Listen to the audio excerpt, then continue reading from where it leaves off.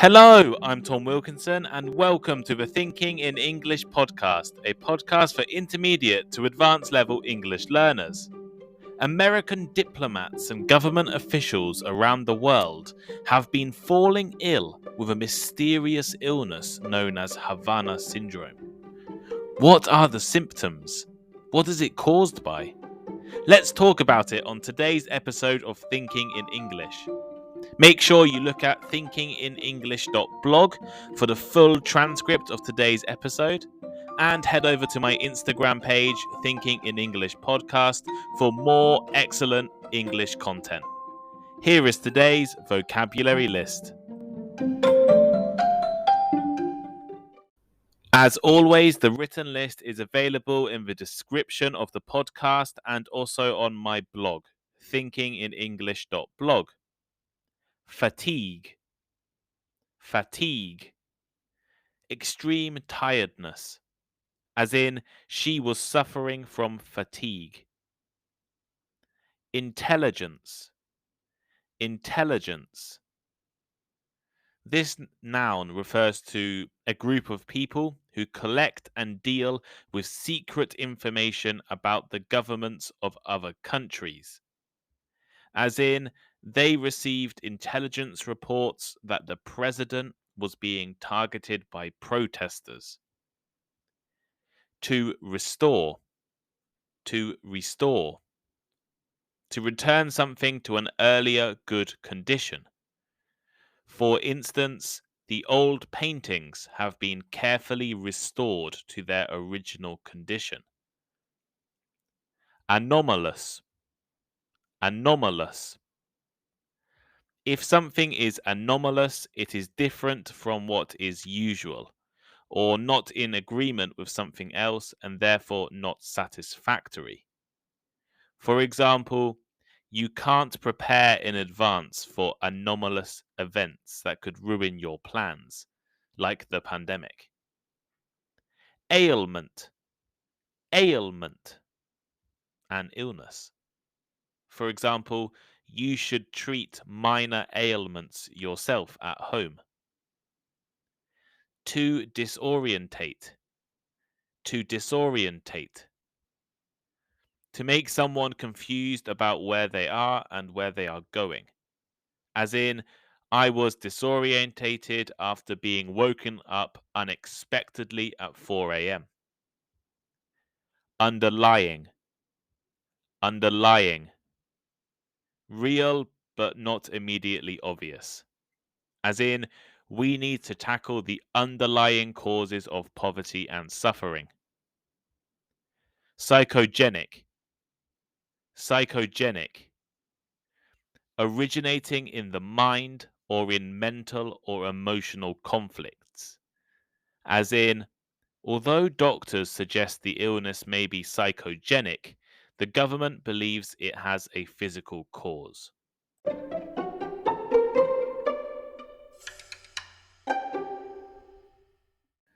In Cuba, 2016, American CIA officers began to suffer from a mysterious illness.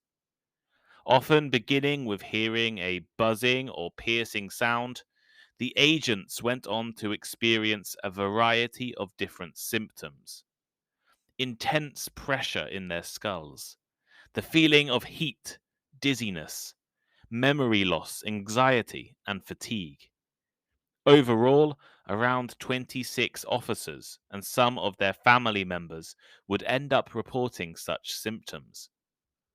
As they worked for the CIA and were part of the US's intelligence network, these cases were initially kept secret. Soon, however, other diplomats, military officials, and embassy staff in Cuba were also suffering from the mysterious Havana syndrome. At first, the Cuban government, or perhaps individuals within the government, were thought to be responsible. The US and Cuba were enemies for decades before diplomatic relations were restored in 2015. With the arrival of official US diplomats in Cuba's capital, Cuban security forces were naturally nervous about the military and the spies working in the US embassy. Therefore, the Americans suspected Cubans or some of their allies of using a kind of advanced weapon or poison. Then, American and Canadian diplomats, government personnel, and intelligence officers began to experience the strange symptoms in other parts of the world. The US State Department evacuated employees and officials from the Chinese city of Guangzhou in 2018 due to cases of Havana syndrome. In the following months, people working in US embassies in Poland, Georgia, Russia, and Taiwan all suffered from symptoms. In 2021, there were even more cases. In October last year, 2 American citizens were affected in Colombia. A CIA intelligence officer in Serbia was evacuated back to the US with serious injuries caused by symptoms similar to Havana syndrome. US officials in Geneva and Paris also reported cases, and an investigation has been launched in Vienna, Austria. Vice President Kamala Harris had to delay her trip to Vietnam due to an anomalous health incident in Hanoi, and another CIA agent in India required medical attention. So, what is this mysterious illness? Is it real or is it mental? Well, the symptoms are certainly real. As I mentioned at the beginning of the episode, people suffering from Havana syndrome have suffered a variety of ailments, from hearing strange sounds and headaches to memory loss and hearing loss. After the initial cases in Havana, Cuba, brain scans revealed major tissue damage, similar to being hit by a car or caught in an explosion. The first theories suggested the use of a sonic weapon. The word sonic refers to sound, so sonic weapons are a form of technology that can use sound to injure victims. At extremely high levels, sound can be used to cause pain and disorientate people, while less powerful sonic weapons can cause discomfort and nausea. Sonic weapons are currently used as a non lethal weapon, for example, by police forces controlling crowds. The Greek government uses them to try and stop migrants from entering the country, and ships use them to deter pirates. However, if Havana syndrome was caused by a sonic weapon, more people would have reported hearing such sounds. Sound waves that are too large or too small for humans to hear are unable to cause brain damage, like that seen in Havana syndrome cases. So, if it is not caused by a sonic weapon, what is it caused by? The next theory considered were microwaves. The US and Soviet Union were known to be experimenting with microwave technology during the Cold War, especially as forms of weapons or mind control. The US learned of Soviet experiments with microwaves that caused frogs' hearts to stop and were worried and maybe intrigued by the potential of the technology as a weapon. And for 25 years, from the 1950s onwards, Soviet Union was constantly firing microwaves at the US embassy in Moscow. The Americans knew about it, but they didn't tell the staff working in the embassy. In fact, the US ambassador Walter Stossel even suffered from symptoms including bleeding eyes. Professor James Lin, who is currently a professor at the University of Illinois, conducted experiments with microwaves on himself in the 1970s. He believed that when microwaves hit a person's head, the energy is converted into pressure in the brain. And recent medical reports suggest that microwaves can have real and serious health effects. Both the National Academy of Sciences, Engineering, and Medicine and the Journal of American Medical Association have concluded that microwaves can alter brain functions without causing major damage. Not everyone is convinced by the microwave argument. Instead, a third possibility has been suggested: mass psychogenic illness. I apologize for that complicated term, but it refers to the situation when people in a group can feel the same symptoms without actually suffering the same illness. Now, I know that might sound a little crazy, but tests have shown that if you tell someone their food is poisoned or rotten or undercooked, they will feel sick, even if there is nothing wrong with it. They may even physically be sick and physically have symptoms of food poisoning, even though their food is perfectly safe. It was the suggestion, the thought that it might be poisoned or bad. There is a episode of the TV medical drama House that I always remember. The doctors in the show are traveling on a plane when a man falls sick. Quickly, other passengers also fall sick, and they worry that there is an outbreak of a dangerous disease on the plane. Eventually, they discover the first man was suffering from an illness caused by scuba diving, which means it cannot be contagious, it cannot be spread to other people. And therefore, all of the other passengers who felt sick were actually suffering from a mass psychogenic illness. They really felt sick, they really had symptoms, but there was no physical cause. Now, I know that was an overly dramatic and fake example from a TV show, but things like that can really happen. While there is no underlying disease or cause, the symptoms are real, physical, and dangerous. If we look back at Cuba in 2016, the situation at that time was highly stressful for the employees working in the US Embassy. While a third of the people thought to be suffering with Havana syndrome reported hearing loss, only two failed the hearing tests. And those two people had pre existing ear problems. And only three people had changes in their brain tissue, which is not actually that unusual.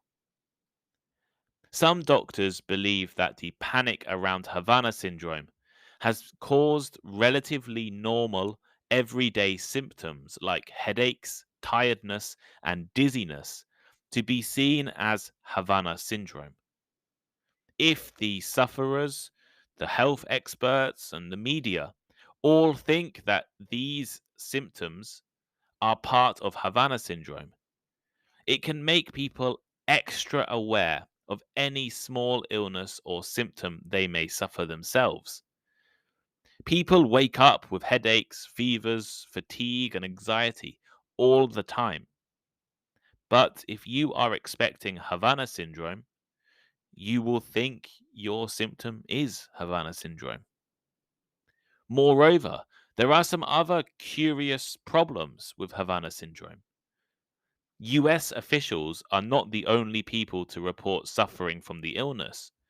Canadian diplomats also reported it back in Havana in 2016. If it was an attack by another country, why did they target Canada? Why not any of the US's other allies? And what about the British? The UK Secret Services work very closely with the US. Often there is a lot of embassy sharing or in the same buildings. Russia has literally tried to assassinate people in the UK, and China is accused of having spies in the British government. So, why have there been no British cases if it was to be a weapon as such? And how has the US government reacted to this Havana syndrome? Well, after the news of the first cases broke, then President Donald Trump directly and publicly blamed Cuba. As more cases spread around the world, a group of intelligence experts and scientists were given the job of finding out what kind of device is being used. And in December 2020, a report by the US National Academies of Sciences concluded that microwaves were responsible for at least some of the cases, but maybe not all of them. In October last year, President Joe Biden signed the Helping American Victims Afflicted by Neurological Attacks Act, which is the Havana Act, and it gives medical and financial support to people suffering from Havana syndrome. His advisors are believed to suspect Russia is responsible, but there is no evidence, really. The government now gives official advice to people and diplomats on how to avoid Havana syndrome, including physically running away from the place that you are sitting or sleeping if you start to feel sick. Also, the CIA has now taken responsibility for finding the cause, with the man who found Osama bin Laden given that task.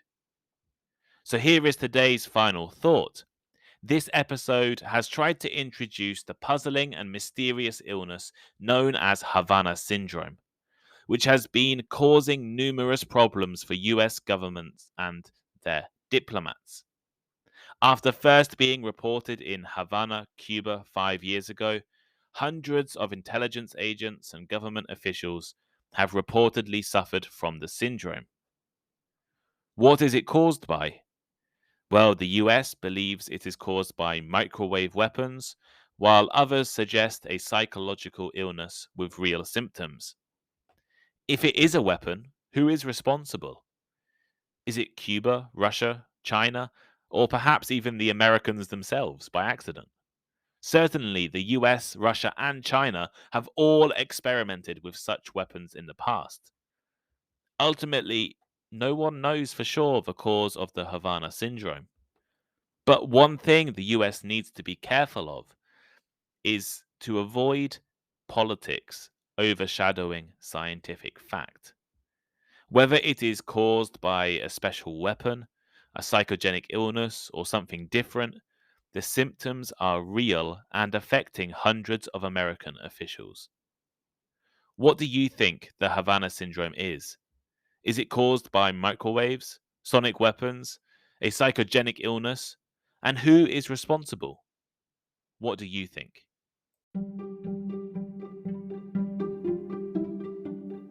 Thank you for listening to today's episode. If you enjoyed it, please leave a review or rating, recommend it to your friends, or let me know on Instagram. My Instagram is Thinking in English Podcast. The link should be in the description. And make sure you check out the Thinking in English blog. I love hearing from listeners, and I really appreciate all of the messages I have received over the past few months. Feel free to send me a message or give me some advice or recommend a topic. Have a great day, and I'll see you next time.